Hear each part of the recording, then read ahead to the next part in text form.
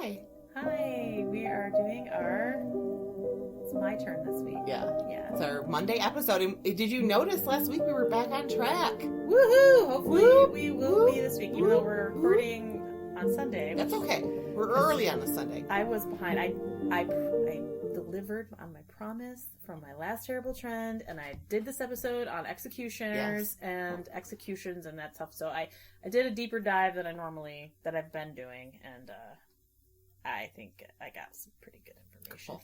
Yeah, it's gonna be great. My hair, Margaret and I went to a bonfire last night. My hair still smells like... I took a shower and my hair still smells like smoke. I did not. I showered. I had to because I'm like, I smell like smoked ham. I have to get the smell out of my hair. And it's funny, like when we used our wood stove regularly, we always smelled like that, and you don't think about it. Well, it's all the time. And then I'm like sleeping. I'm like, I don't know if I can sleep because I keep smelling myself. Your own hair, yeah. I'm like, I smell like smoke.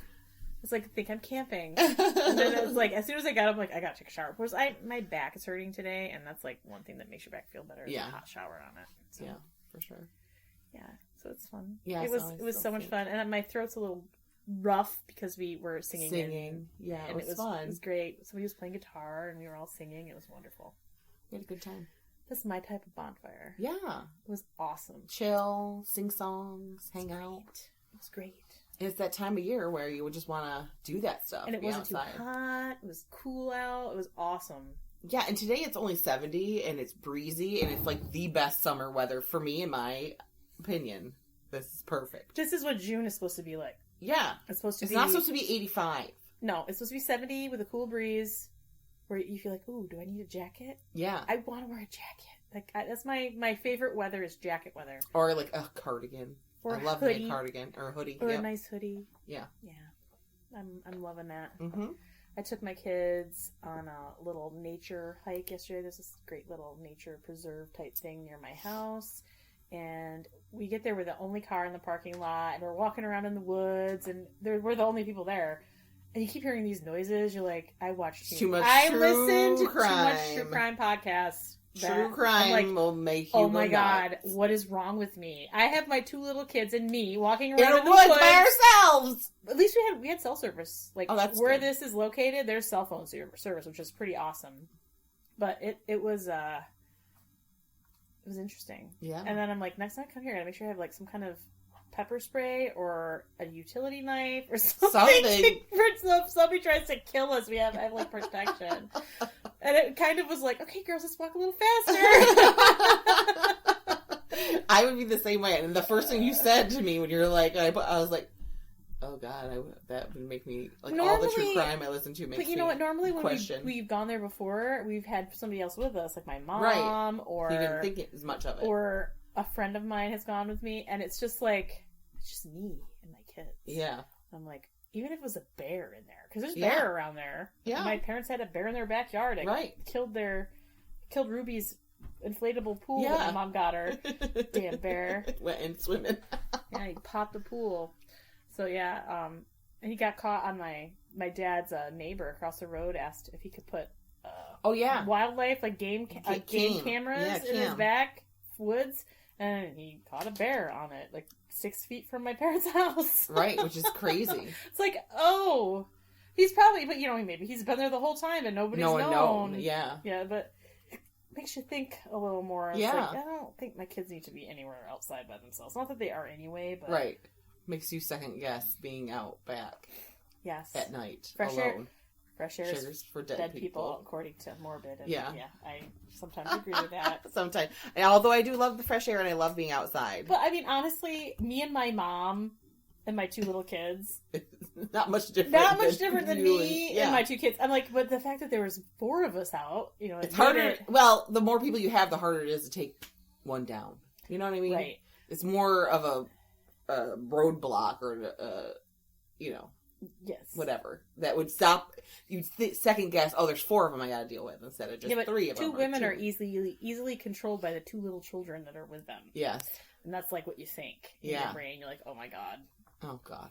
All right. So now that I have nightmares, but yeah, that was we had a fun outing even though I got paranoid. Like I would have been paranoid the second I pulled up. I was like, "Oh, yay, we're the only ones here!" And then we're walking, and you hear weird noises, and it's just animals. And then you're like, "Wait a minute, is somebody?" Well, that's like when we went to my husband and I went to see the Abbott brothers last weekend, and we stayed at only place we could get was a bed and breakfast 30 minutes away. So I was like, all right, well, we'll do that. And it was really pretty, the pictures were, but we pull up, I didn't see the outside of it, so I didn't know what it looked like on the outside. We pull up, we're out in the middle of nowhere, like in a field. And you pull in, and it looks like abandoned. Like, we redid the inside, and they're working on the outside. So it looks like this abandoned farmhouse. Like, a huge mansion, though. Like, giant. Like, very much 1800s giant farmhouse. And when my husband's like, you sure this is where we're supposed to be? And this little German guy comes out. Or no, he was Russian. And he, like, oh, my wife sent me a text that you're here. Oh, just go in. You can go to that room at the top of the stairs. And we go in, and it is haunted. I don't care what anyone says. You could tell that place was haunted walking out to it. You could feel it inside that there was ghosties in there. My husband was, like, so, like creeped out by the place that he either thought they were human traffickers or the ghosts are going to get us. Like, some way we're going to get killed in this trip. To the point where after the concert was over, he was like, let's just go get our stuff and go home. I'm like, it's 11:30 at night, Richard. I am tired. So I'm like, I got to charge my phone. We both fell asleep. So we stayed. But no ghosts. But I said, I slept so hard that I probably disappointed the ghosts. Because they probably tried to scare me in the middle of the night. And I just, like, slept through all of it. Did you sleep there one night or 2 nights? Just one. Just the one night? Yeah, because we came back the next day. But it was just funny. My husband totally was creeped out by it. He's like, no, I don't like it. He's not one for scary.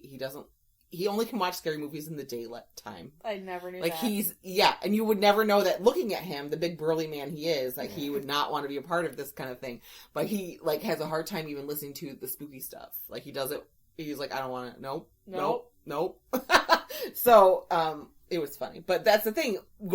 True crime has ruined me because I was thinking, my God, we're either it's haunted or someone's going to kill us here. Because it looks like we're pulling up to, like, Texas Chainsaw, but nicer. It's like know? H.H. Holmes. Yes, exactly. So, yeah. But we lived. And actually the next morning, the nice Russian man that him and his wife own it, and we learned about his life and, like, he's from the Ukraine, and he was really interesting and fascinating. We ate breakfast. There's another 2 guys that stayed there that went to the Baseball Hall of Fame that were super nice. The one came and ate breakfast with us, and actually was really cool.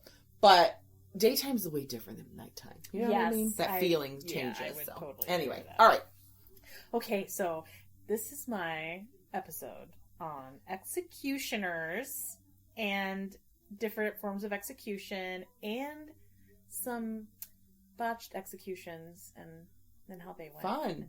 A little backstory on some people. So, okay, so executioners are also called a hangman or a headsman.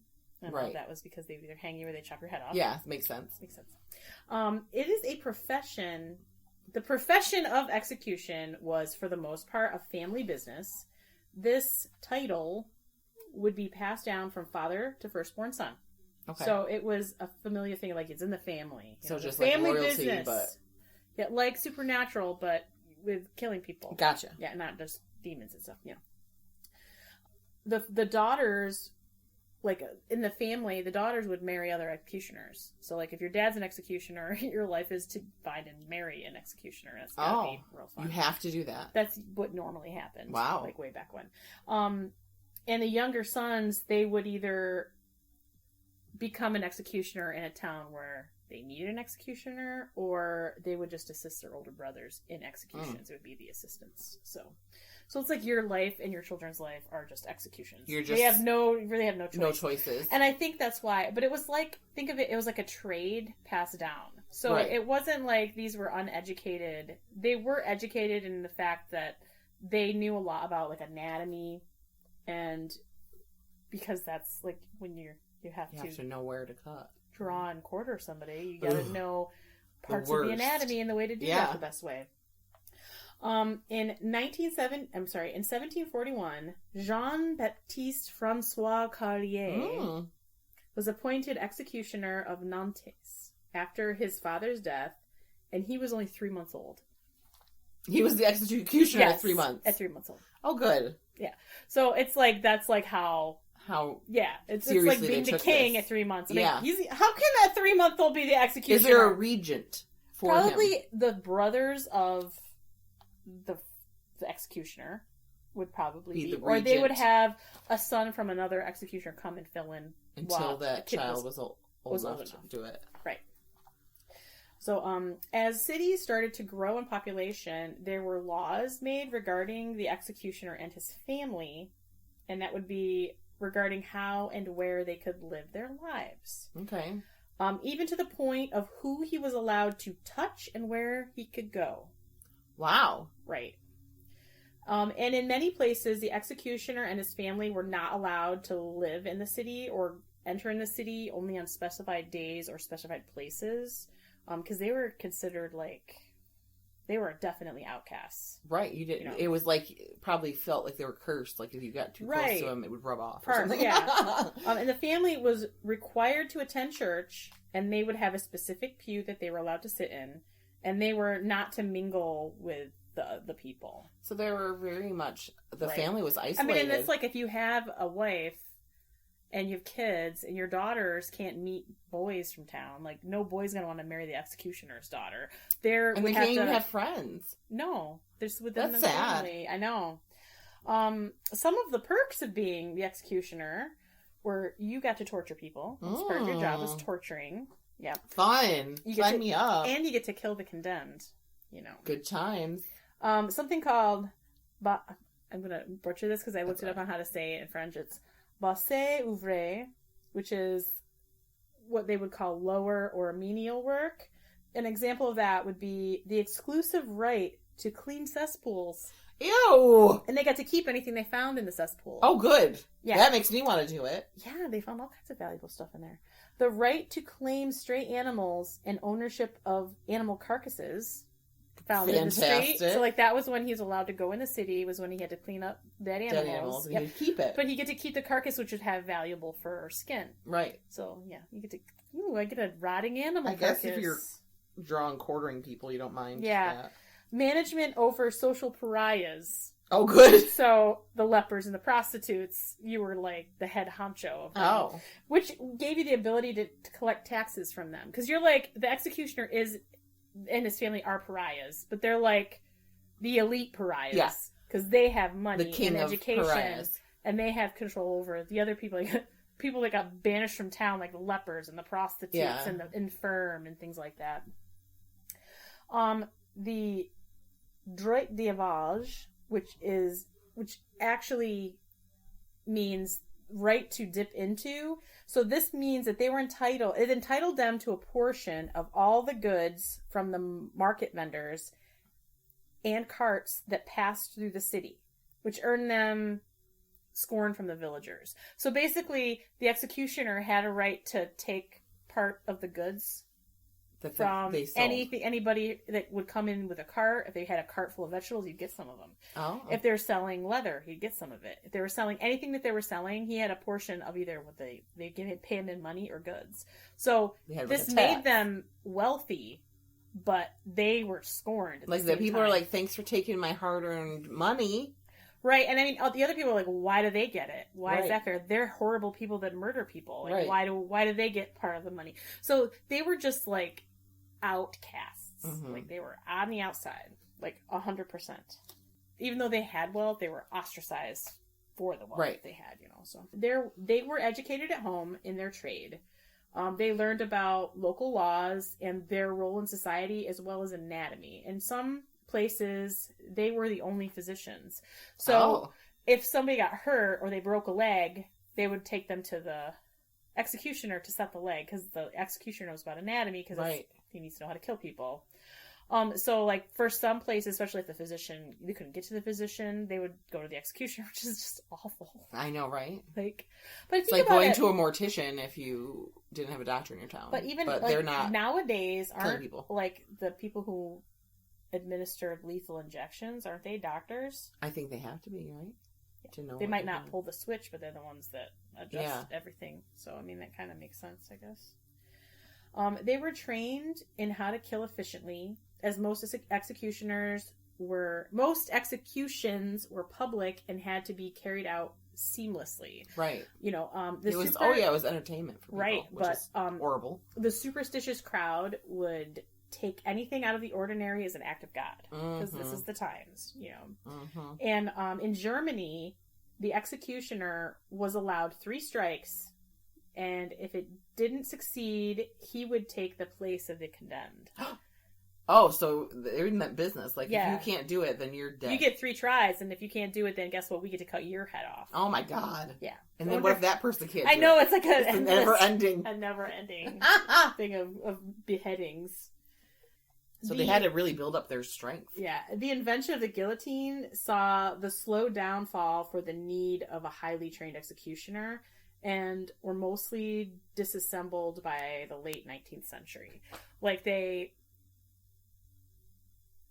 with the invention of the guillotine, it made it so anybody could be the executioner. There wasn't any training. Right. It was just they didn't know how to work the machine. Just like a factory. And so, like, at that time, it definitely led to, like, there not being a need for somebody with the title of executioner. Right. So they saw them falling behind.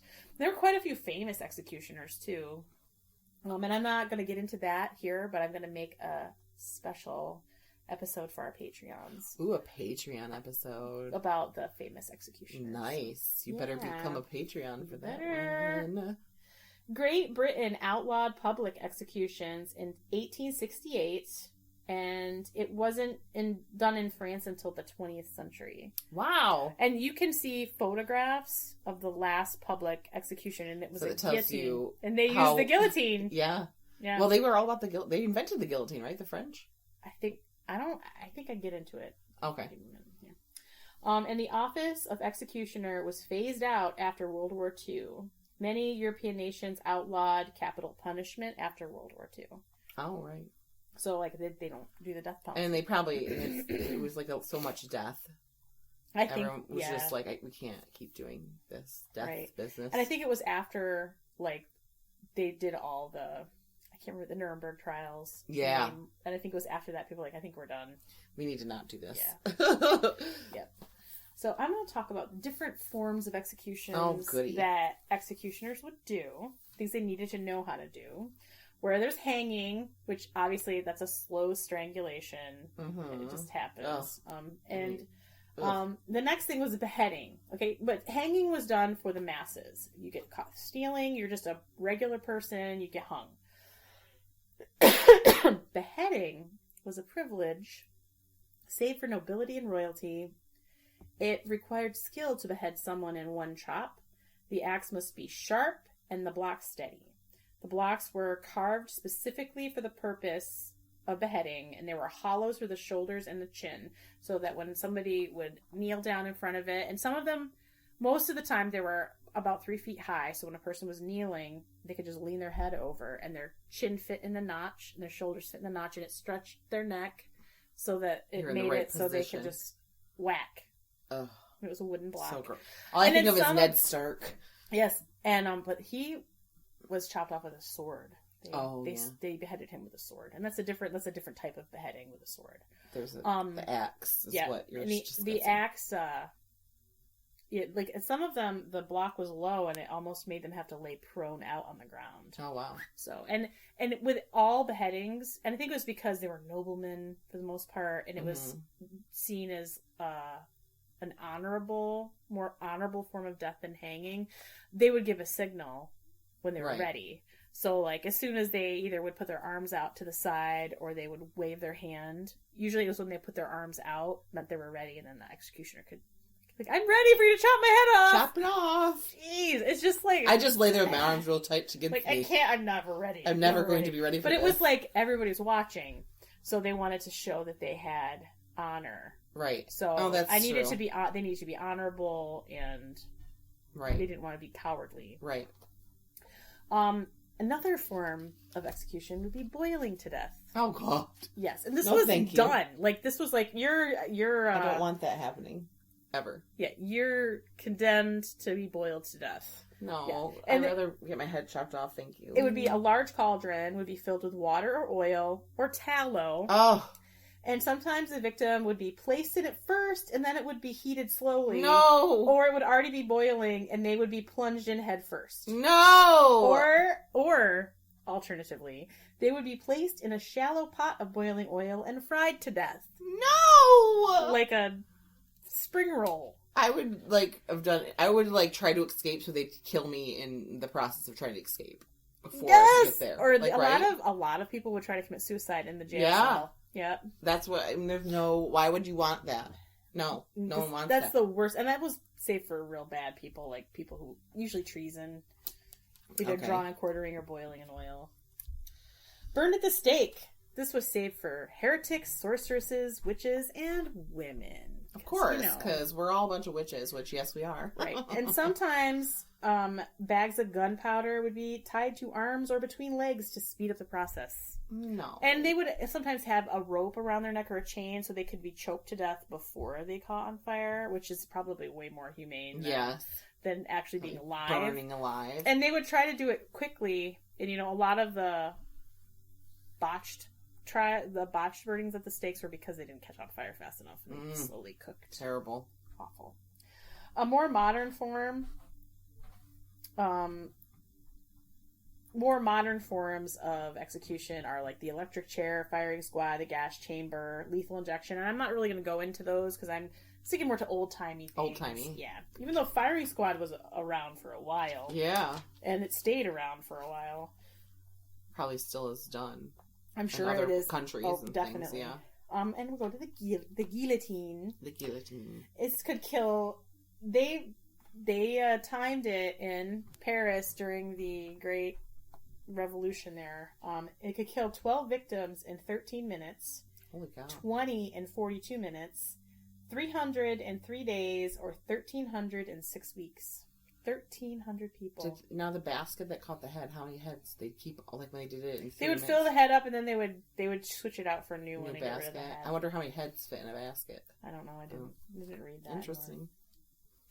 Hanging. Go back to hanging. The slow strangulation, like I said, the hangman would often allow family, friends, or servants of the hanged to pull on their legs to quicken the process.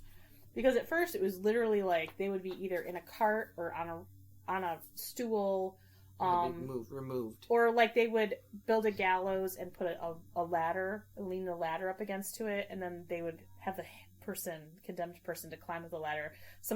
The executioner sitting on the beam, wrap the thing around their head and kick away the ladder, so they just slowly strangle. It takes a while. Yeah, it's awful. And you lose your poo and your pee, and it's awful. Yeah, and or they would sit on a stool and they'd take the stool out. And that was like the more rudimentary forms of hanging. So that's why they would sometimes allow the family to come pull their legs on, and it would choke them out faster. Right. It would like completely cut off their windpipe instead of the slow way that they usually did it. Well, isn't that nice of them? And then, once they were dead, the body would be left for an hour after they stopped twitching, and then they would cut them down. Just to make sure they were good and dead. That's awful. It is. Eventually, a trapdoor was used, and it was operated by a lever, and it was with a drop of 3 to 4 feet. In the late 19th century, this was changed to a long drop, and the drop was invented by William Marwood, and he was an executioner. But he's like, if you have them stand on this trapdoor and you pull a lever and the door falls, and then they're going to fall down.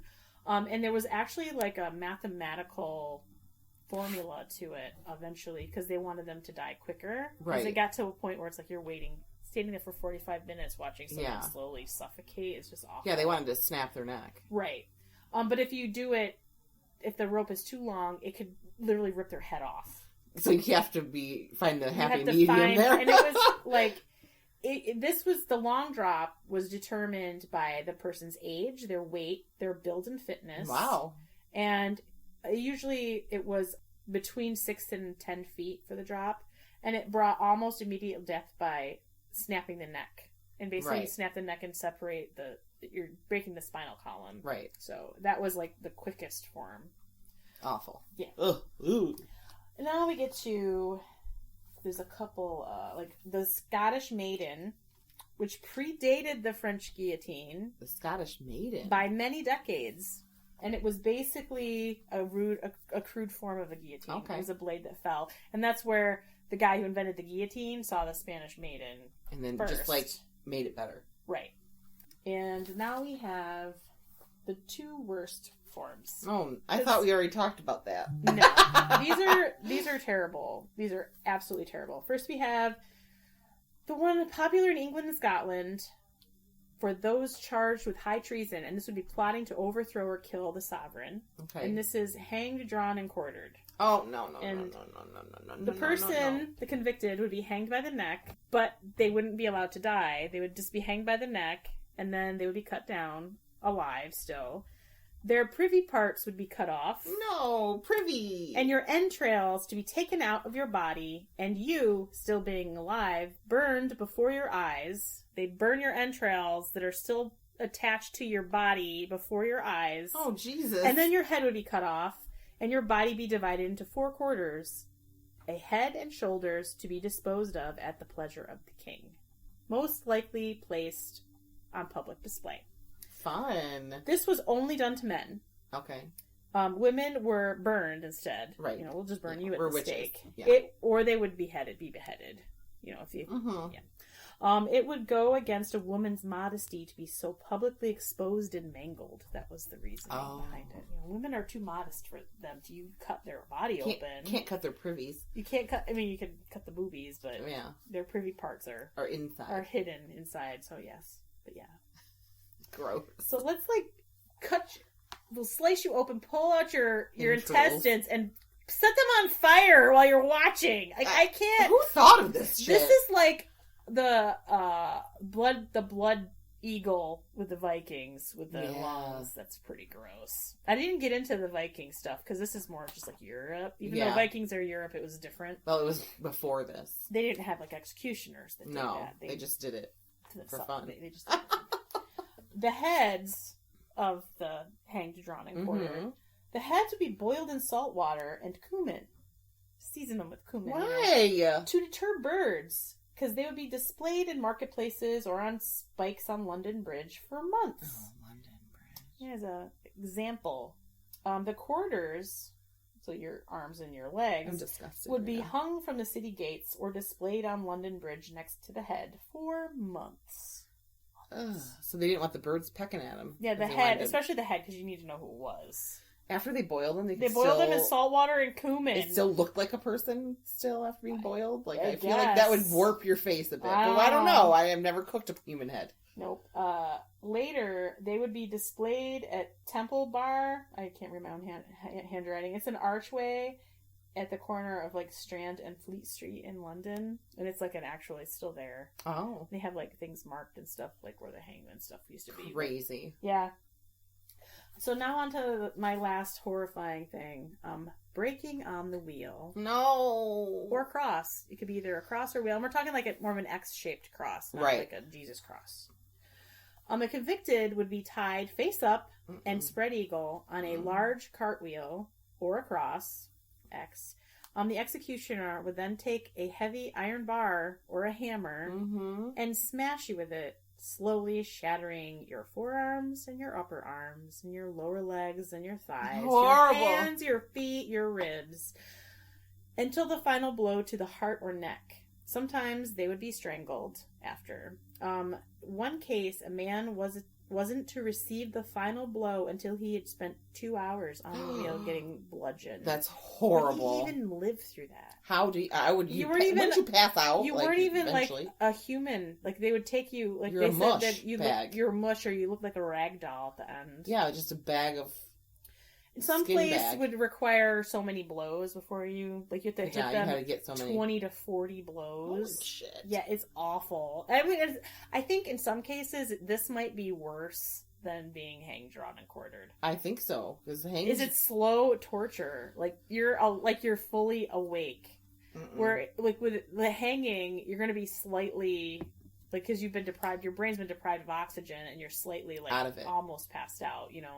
I would, any of these things, I would try to escape so they'd kill me. Exactly. Just kill me. Like stab me through the heart. Yeah, I'm gonna run. Come get me. Like I don't want. some executions did not go as planned. Oh, no. And a couple that were supposed to be under the axe or beheadings. We have Arthur Elphinstone, the 6th Baron of Balmerino. He was a Jacobite, convicted of treason in August of 1746. What's a Jacobite? Colleen! What? They're the Scots. Are they called Jacobites? Jacobites. I didn't know that. Yeah. They're my people. I'm so sorry. They're your people, yes. I apologize. They're the Bonnie Prince Charlie. Oh, okay. This is the revolution at Culloden where they lost, and then they were all basically murdered, and they were not allowed to speak Gaelic or wear kilts after. You need to watch Outlander, Colleen. That's all I need to say. All you gotta say. I do. Okay, so he was convicted of treason in August of 1746, and after laying his head down on the block, he flinched, and when the nervous executioner brought down his axe, he merely wounded him. Oh, no. And it took the help of bystanders to hold down his head and body and 2 more chops to remove his head. Oh, no. Yeah. That's awful. Can you imagine? And they said, like, the story is, like, he was jovial, and he was kind of joking around, and he comes up there, and he takes off his coat, and he hands it to him, and then one thing, too, is especially for beheadings, most of these people were wealthy, they would pay the hangman, or the headsman. They would give them gold coins to make for it quick? Or just for the, here you go, for your trouble of chopping my head off, here's some money. Oh, wow. Like, that's what was the custom. So, and he didn't have any money, and he said he was sorry, and then the guy did a bad job. We'll go to Robert Devereux. He was the Earl of Essex. He was a favorite of Queen Elizabeth. Oh. He was known to be good-looking and arrogant.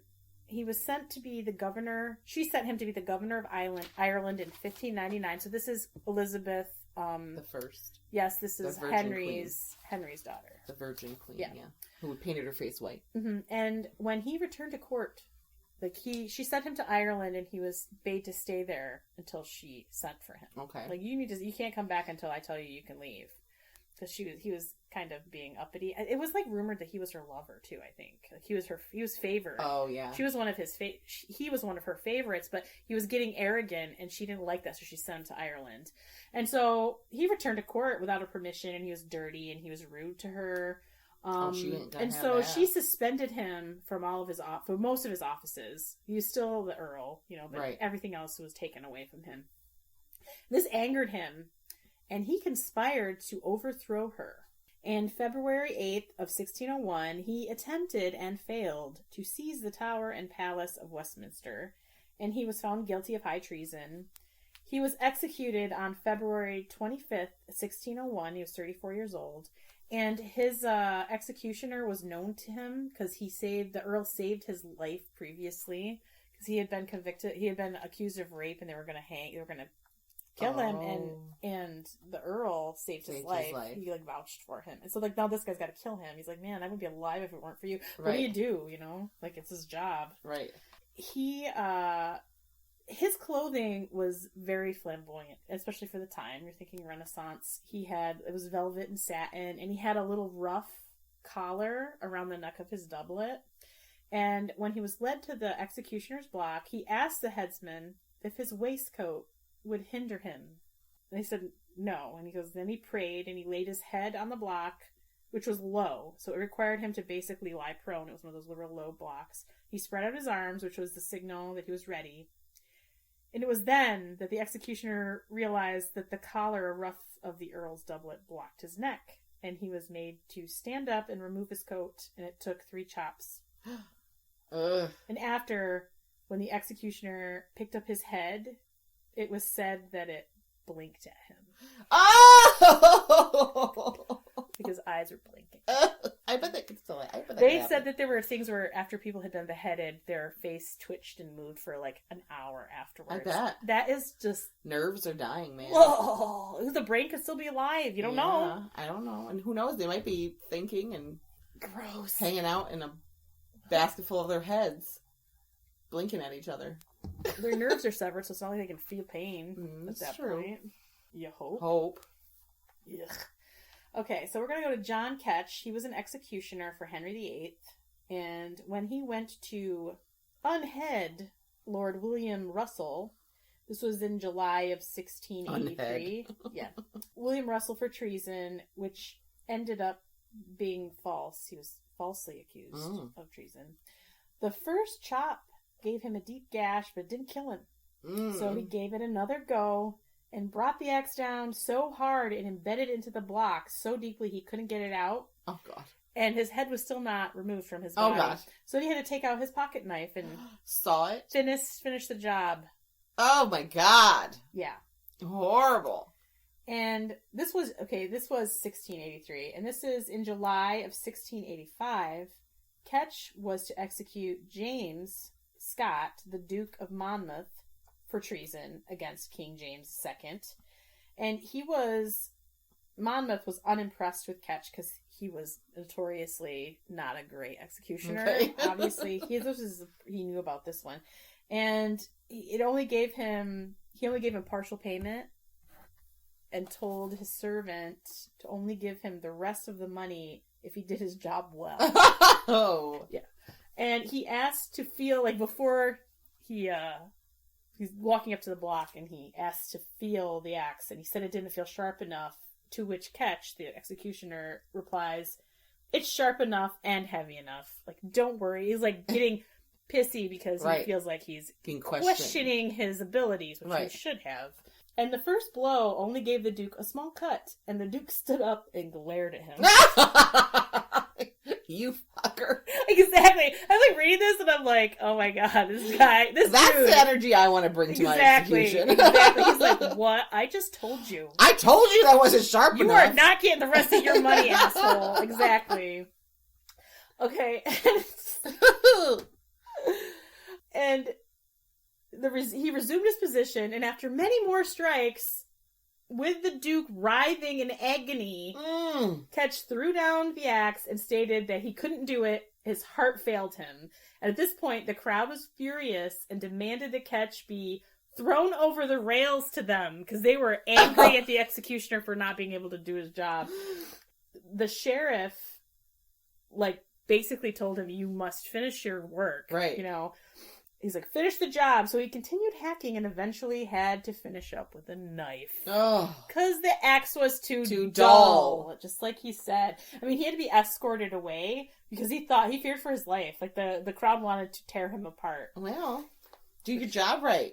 I know. Sharpen your axe. Dude, you have one job. Come on now. Yeah. Sharpen the axe, man.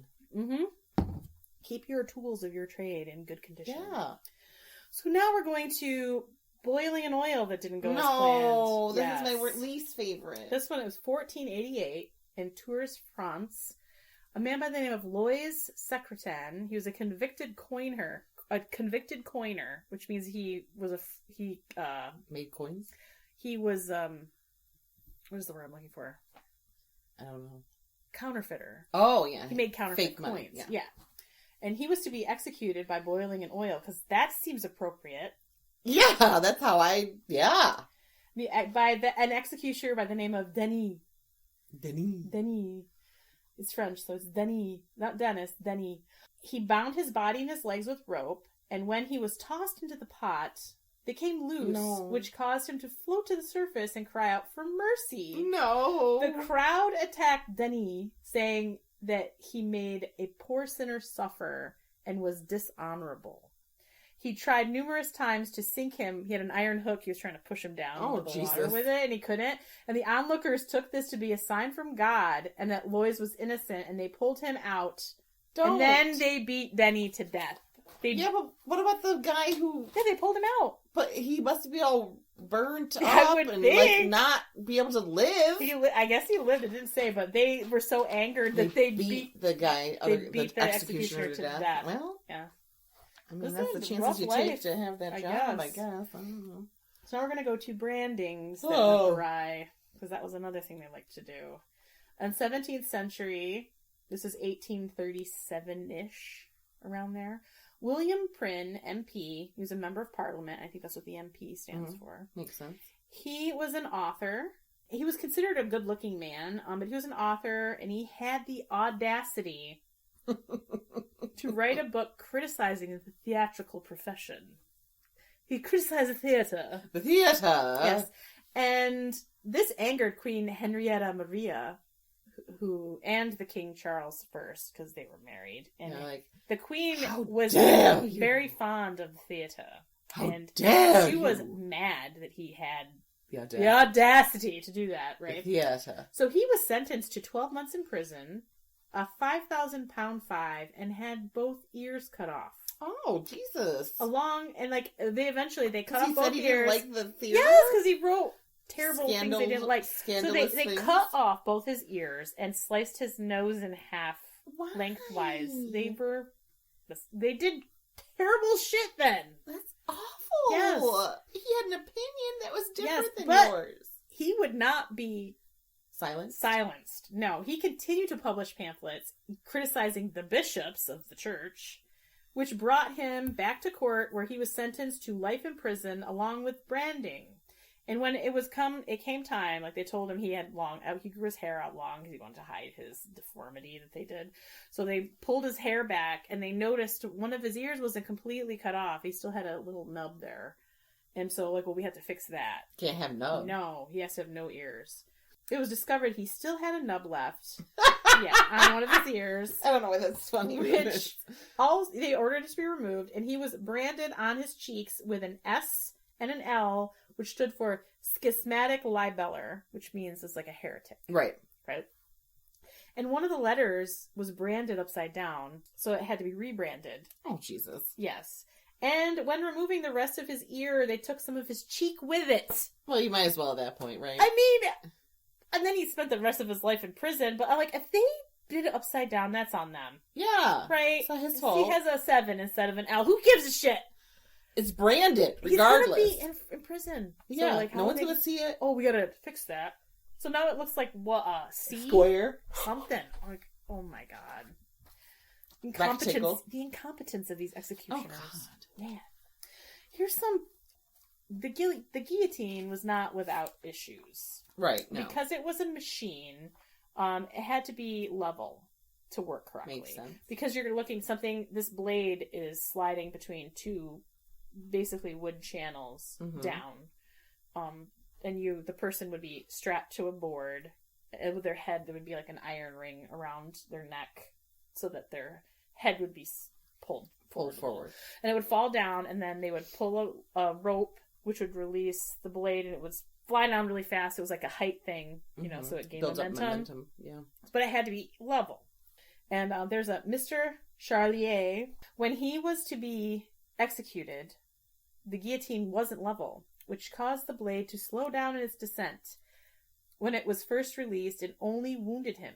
So it didn't just kind of tapped his neck. It was a little, sure it hurt. It was a little cut. Feel good, it was really sharp. The blade was hauled back up, and they released it. Oh, whatever was blocking it in the channels is gone now. So we can just try this again.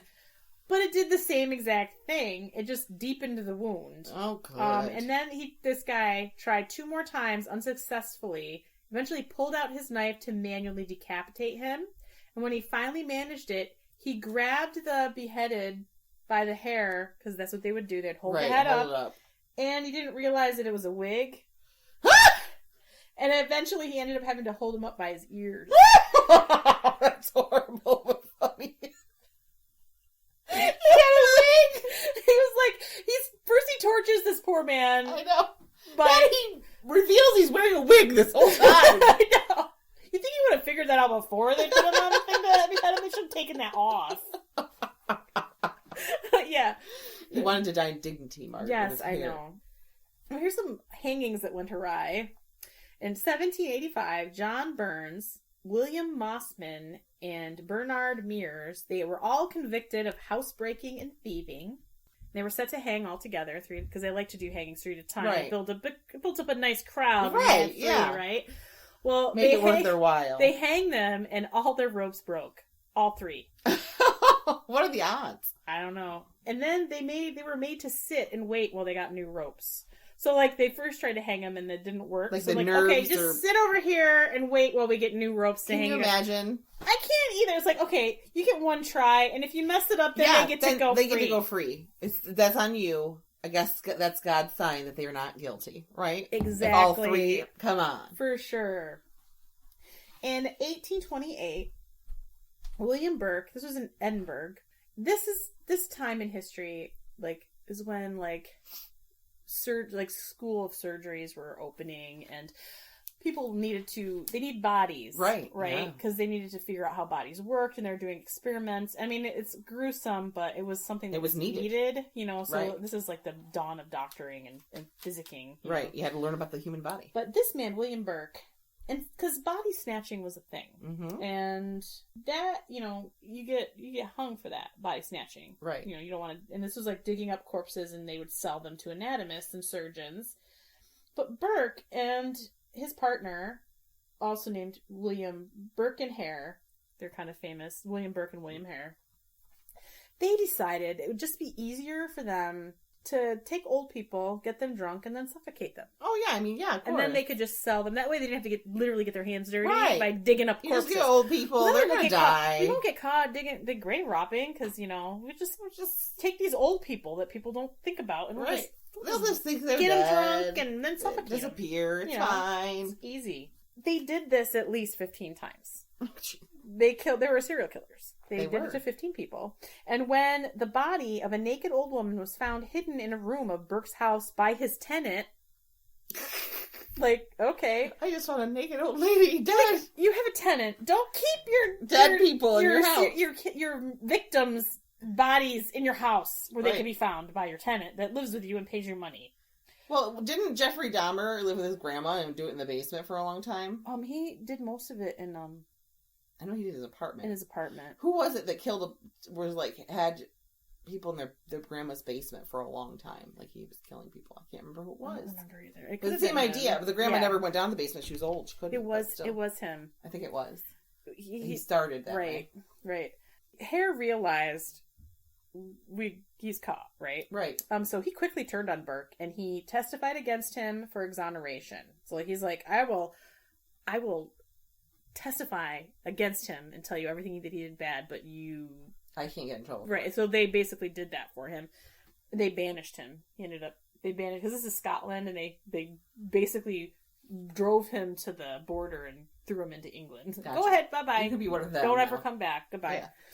Burke was convicted and scheduled to hang. It was estimated that over 25,000 spectators were present to witness his execution. Wow. It's a lot of people. People hated him. They were angry. They could not wait to see this man die. Right. They were just like there. And it was like they were there the day before when they were building. I mean, they had to it was hard for them to build a scaffold because of all the crowding around where they were. They couldn't even build it. Yeah, it was hard. Like, there were so many people there. Like, people were paying like 12 or 15 shillings for window seats in people's houses. Wow. Like, on the roofs. I mean, it was like any choice spot was being rented out, and like, so you could see better, you know? Which was a common thing that they did back with executions. I mean, but this is 1800s. Yeah. You know? The executioner didn't like him either, and it was said earlier he came across him in the hall and he accosted him. The executioner was mad, and he used a rope that was too short, so he didn't measure the rope on right. I think he might have done that on purpose, so he didn't drop as far, and so it took a while for him to die. And he also forgot to tie his legs together, so he's in the shaft, his feet, and he's slowly suffocating. He's kicking his feet, trying to get purchase on the edge, flailing around and twitching, and they just waited. It took like 45 minutes for him to die. And it was said to be horrific. I'm sure. But people couldn't wait for this guy to die. I mean, even after they waited and they cut him down, people were trying so hard to get to his corpse tip for a piece of him, or a piece of something. Like, they just wanted it really bad. But his corpse was eventually... They had to use police to keep the people away. Jesus. His corpse was brought to the surgical college, where he sold all those so he murder victims. Yep. And it was to be inspected, dissected, and displayed. And they were going to do a lecture for the students that went there. And there was basically only enough room in the lecture hall for about 100 students. And they're like, only the students that are supposed to be here, they get first dibs. Right. But there was... the people that were waiting, all the college students were waiting. They wanted to see him. And I guess they cut they opened up his skull so you could see his brain. They did a full dissection of him. And they were rioting in the streets. Like they were rioting in the college. And eventually like, okay, so what we'll do is we'll allow 50 of you at a time to come in and view it, right? And then the public is like, well, that's not fair. I want to see what about us? And so they threatened to do the same thing, and so they eventually allowed the public to come through, and they had like them walk by, and it said about 60 people per minute walked by this guy's corpse, and they passed. It's like 25,000 in one day walked past to just see this dead criminal laying there. That's crazy. It's nuts. Dr. Layton wrote a little paragraph, and he said that the next day Burke was cut up and put to the pickle, which means he was quartered, salted, and put in barrels. His body like parts, pickles. Yes, for the lecture table, so they could lecture about him, you know. And he was shown Burke's remains numerous times, and eventually they gave him the skin of his neck and the skin of his right arm, which he had tanned. And did he put it on his goiter? He did that one thing. No, the marks of hanging remained on the leather of the neck, which he had made into a tobacco pouch. Sicko. Yes. What's wrong with you, man? He made a tobacco pouch out of the man's neck. Out of the man's neck leather. That's disgusting. From a hanged criminal. Yes. Gross. It's so... People were fucking stupid. They're just fucked up. Yes. It's awful. And not only that, he had an artist named Johnson, paint a portrait of Burke and his wife and of Hare on the arm leather. And he gave it to an antiquarian named Mr. Fraser, who put it on display. Sickos. I guess Hare eventually was working at some kind of lime mine, and he was blinded by his fellow employees. Because they found out They knew who he was, and they blinded him, and he ended up a beggar on the streets, and he died on the streets. Karma does come back to get you. It does come back to get you. But yeah, let's take this. It's like... Oh, my God. His end fit what he did, like... Right. And but it's like... It's still sick that you wanted to why would you put your tobacco inside his neck flesh. A person's neck leather. Like... Ugh. What tanner? It's like, oh, here's the skin of a dead criminal. Will you tan it into leather for me? Sure. Will you make me a tobacco pouch out of it? Sure. It sounds fantastic. That's a great idea. I'd be happy to do this for you. That sounds fantastic. I wish I thought of it myself. I'll start tanning everyone's I read that. skin. I was like, that's sick. Horrible. He was a criminal and he did bad things. He killed people. I mean, yeah, you should get in trouble for that. But I think you're almost as sick, in a way, if you're using skin of a human to do anything with. Yeah. That you could... Yeah, yuck. No, thank you. Yeah, I couldn't find any stories that went awry of like, hanging, drying, and quartering. But I think the thing that would go awry there is you hung them too long and they died before they got into the torture part of it, you know. Which, I wonder why they hung them first. Oh, it was just like they wanted to do everything terrible to them. So, like, we're going to hang you for a little while till you're almost dead. And then we're going to cut you down and make sure you're not dead. Yeah. And then we're going to do all these. We're going to cut off your privy parts. Your privies. And that's what it said. Yeah. Privy parts. That's what did we talk about before we talked about the privy parts? Codpiece. Oh, yeah, the codpiece. Privy parts. Mm-hmm. Makes me laugh every time. Me too. I'm like, and this is not a funny topic, but they said privy parts. Yeah, so that's my story of executioners. Thank you for horrifying me. You're welcome. I had a look of disgust 90% of the time through this. I was like, ugh. Yeah. If you could only see my face, people listening. I didn't talk about, like, Queen Mary. Right. But yeah, there were some issues. Took a couple of whacks with her, too. 3, I think, to cut her head off. They were really nervous about people trying to collect her blood for, like, saints, like, for... Yeah. They used to do that kind of weird shit. Yeah. But they're weird, man. For, like, the church. She was Catholic. And that's why a lot of the... Was it Queen Elizabeth? Was her sister? Cousin. Yeah, like, she, well, her sister, the one who had her killed, like, had a couple people killed. Like, just because they're Catholic. Yes. Yeah, well, Queen Elizabeth I was was Queen Mary's cousin. And they were rivals because she was Queen of Scotland and France. And then, they each wanted each other's power. Like, they wanted to get rid of it because they would have everything then, you know? So Queen Elizabeth killed Mary. Mm-hmm. And she really rode that whole Protestant Catholic. Like, it was hardcore. And a lot of them were like, you just announce your faith and you won't die. And they were like, no. Right. So they died as a martyr. Well, they were afraid, like, they didn't want people to try to take relics from her. And that's why they weren't going to allow her to have any of her people around her. And she made them promise that they wouldn't. Like Mary said, they promised me that they won't do that. Right. So they had to, like... Honor her. They gave her their word. Right. So it was like, okay. It's like, wow. Because, back then, your word meant more, probably. Yeah. So, she died a martyr. Like, totally. Yeah. Like, she basically died because, like, I'm afraid you're going to try to usurp my... And she probably would have. Like, right. That was what they did. Yeah. Because you wanted the power. You want the power! The power! I have the power! Sorry, He-Man, you know. Oh, Grayskull. Yes. I hated that as a kid when he would say, I have the power. It was all, like, echoey. Yeah. Like, that's just stupid sounding. Don't come at me for saying that. I loved He-Man. I loved She-Ra. I didn't like... He-Man had stupid hair. He did, but I think they were trying to go with that page boy cut of... The time, and it looks real dumb. But it looks real stupid. Nothing's better than watching that video of Skeletor and He-Man singing "Four Non-Blondes."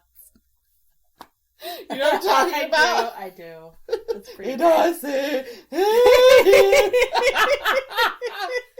What's going on? That is the best. If you don't know what I'm talking about, it's like 5-hour loop of it too. Like on YouTube, you can watch a video that never ends of them singing it, and it's the best thing I've ever seen. Speaking of weird YouTube videos, my kids are obsessed with the Seagull Stop It Now from Bad Lip Reading, and it's Yoda. Yeah, and like you can listen to it on YouTube. It's on Amazon Music. So like we're in the car, Mommy, this is Ruby, my youngest. I want to hear the Seagull Stop It Now song. Again, it's my own fault. You introduced it. It's my fault. You introduced it. And if anybody who is, this isn't old. This is like way old YouTube, like going OG back. YouTube. But unnecessary censorship. They have the Count singing. Oh, and they're censoring it, so it makes it sound like swearing. I like to beep. Morning, noon, and night. It's so funny. Best thing ever. God, that's old. Oh my god, that is old. I watched it the other day, and it's still funny now. It's funny. And it's like because it's the Count, and he's singing, and he's being vulgar. The Count. It's fantastic. I know. It's just unnecessary censorship is great. Because you can beep out what people are saying, and it's just they're not saying it. They're not saying, but you made it look like they were, and you just fill in the blanks in your brain. You're like, oh, filthy. The Count. Never knew. Never knew that about him. Well, everyone should save the date for AnchorCon. August 20th and 21st. And we're going to be recording an episode live, and you can come, and we'll let you know what day that is. Beforehand so that you can buy the ticket for the day, or you can do a whole weekend pass. Please come see us because it's actually the 21st is my 23rd wedding anniversary, and my husband and I are both doing other things during the day, so make my time worthwhile. Yes, exactly. Come see us. So make sure you're following us on Facebook and Instagram so that you can find out when the day is we're going to be recording on. But we are going to be there both days, so if you're going any day, you'll see us, but you won't see us record live unless you go to the day we're supposed to be. But you should follow us anyway because we're really awesome. You should be following us. You should. On the platform of your choice so that you never miss. Subscribe. Yeah, you never will miss us recording or one of our episodes when they come out. You'll get a notification that says, hey, The Cousins Weird has posted a new episode. Super exciting. If you want to support us, you can go to our Patreon. It's patreon.com/thecousinsweird. $1 a month is a freaky friend, and you get bonus episodes and a yearly gift. And then if you are ever so giving and you love us so much, you become a terrible trender. And that's $5 a month, and you get a ton of stuff. You get ad-free episodes, bonus episodes, yearly gift, and a monthly chat with us live. So, exclusive stuff. And you want to do it because it's fun. But if you can't afford it, like you're like, I can't give you money, ladies. We're okay with that too because we don't expect it.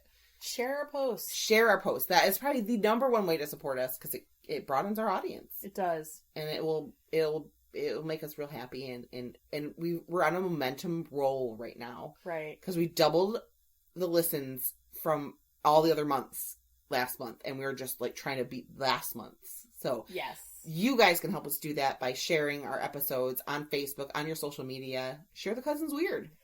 Listen to us while you're mowing the lawn. Yeah. Washing dishes. Get those noise-canceling headphones on there. Get your earbuds in. Listen to us while you're mowing the lawn, and you can laugh and people will think you're crazy. It'll be great. Yeah, I listen to podcasts when I do the dishes. That's like my number one, because it like makes it... And when I take a shower. Yep. So that's my number one things to listen to, but you should listen and share. You should. And if you'd like to send us a weird story that you have a weird friend you want to tell us about, or a family member, we will be anonymous. Send us your spooky stories. We'd love to hear them. Just reach out. Tell us if you have a topic you want us to cover. Ask. We'd love it. We want to know what you guys want. Yeah, not just everything that we want. So our email is thecousinsweird@gmail.com. Anything else? I think that's a wrap. That's a wrap. Stay freaky. Bye. Bye.